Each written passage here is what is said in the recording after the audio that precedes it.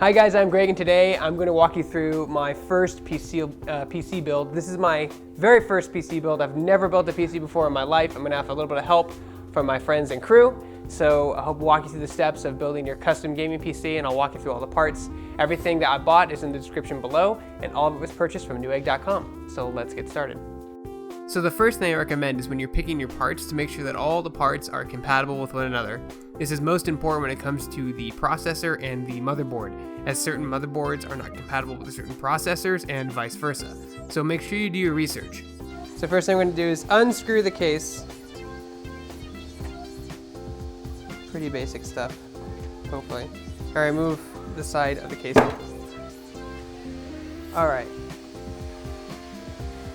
Kev, after the case is off, what do we do? So this being our first PC that I've ever built in my entire life, I was unsure where to start.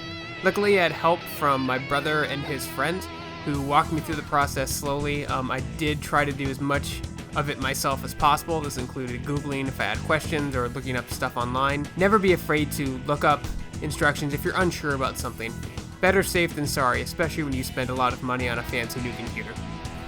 The first thing that goes in is the motherboard. Help! I need a screwdriver! Now the first thing you're going to want to do is put your processor inside your motherboard. So now we're going to put the Intel processor onto the motherboard. Now you want to be careful not to slide the processor around and put it directly on top of the connector on the motherboard.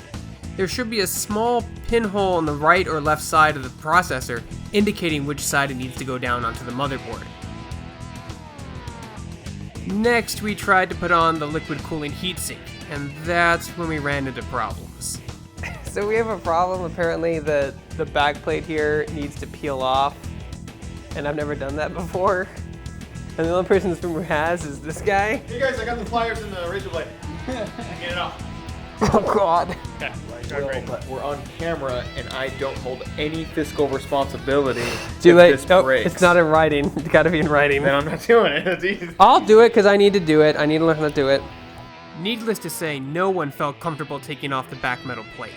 So we went out and bought one we knew was compatible with the motherboard.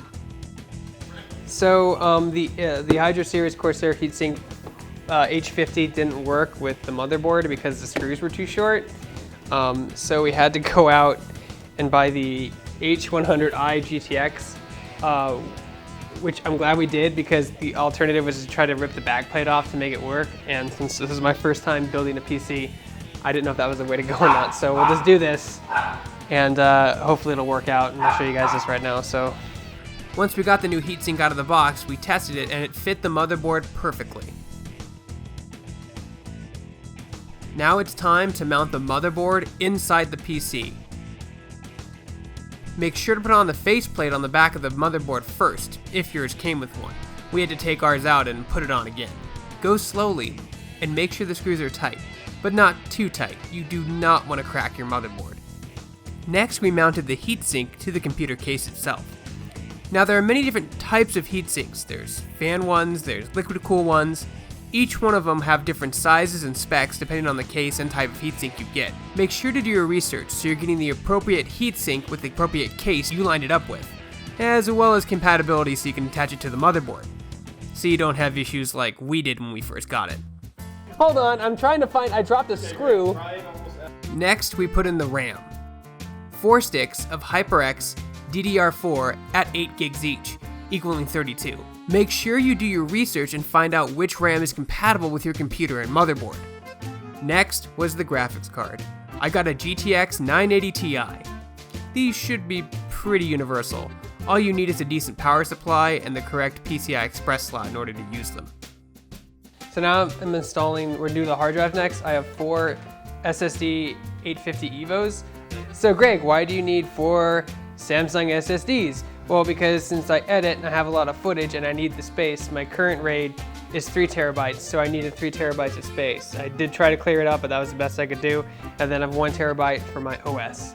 I did some tests, and even though I didn't listen to a friend who told me not to do it, I did it anyway. 1 SSD is faster than 3 HDDs in a RAID array, in a RAID 0. So I'm gonna RAID 0 these, or RAID 1 these, to He's staring at me off camera. He's just shaking his head no. Regardless of my warning my friend made. I've had a raid for 9 years. I've had no problems. 2 raids. One for 5 years, one for 9 years. So hopefully I won't have any problems with this one either. Size difference between the two. That's insane, right? That's technology. Turn it on the side.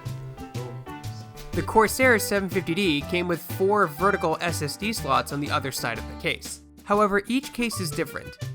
So make sure you pick the appropriate one so you can fit all the hard drives you want to inside it.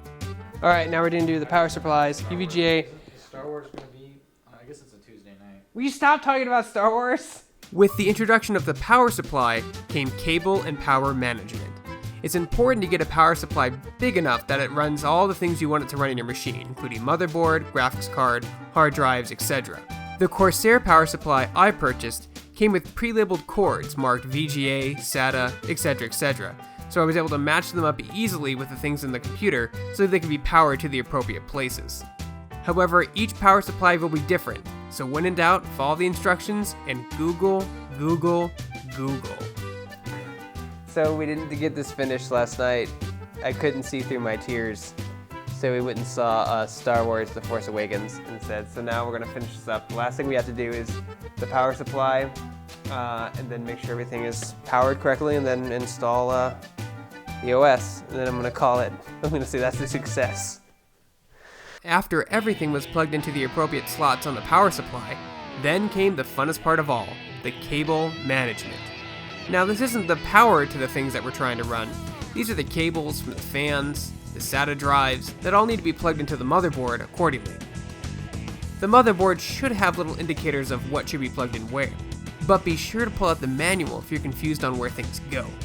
One of the reasons I picked the full tower 750D Corsair computer case was because it allowed for a lot of room, making it very easy to manage cords.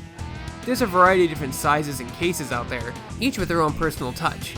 But remember, the larger the case, the easier the cable management is. And honestly, it's what took the longest. It's on! Well, the computer turned on and everything worked great. We didn't have a single problem and it worked on the first boot. However, later, something I didn't show in the video is something I should tell everyone. Be sure that your motherboard drivers are updated. You may have to physically download these into a USB from a working computer and install it manually. Without the motherboard drivers, it may not recognize Ethernet or wireless internet cards. But there's that, my very first PC build. It took about 12 hours, 6 hours each day. Longest was the cable management. Anyway guys, I hope this helped. As a first-time computer builder, it was loads of fun to do, and I learned a ton, and it was much more difficult than it looked in all the videos people make. But I hope mine will help you guys a little bit. Thanks for watching. What did I say about smirking? What did I say about smirking? This is my professional crew back here, and they're all smirking at the same time.